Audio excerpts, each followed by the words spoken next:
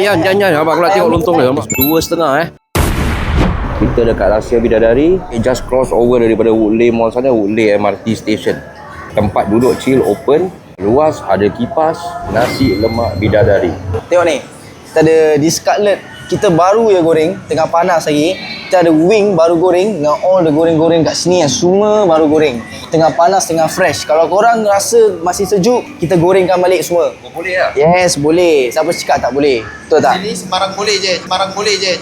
Aku nak cakap kita ada lontong nari dengan mee rebus. Lontong and mee rebus starting only at $2.50. Dalam ada bargain deal juga. $2.50 je guys. Harga dah tetap.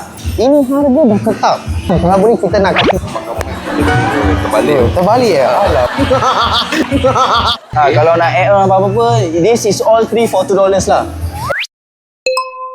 Oh, okey. Sekarang ni Profesor AI akan bilang kita ada sesame set, kita ada chicken fillet set, kita ada chicken spam set, and kita ada access of sotong, terung, telur sambal, semua boleh tambah. Sayur-sayuran untuk healthy semua ada Abang Hafiz. Turun Rahsia Bidadari 115C Alkaff Crescent.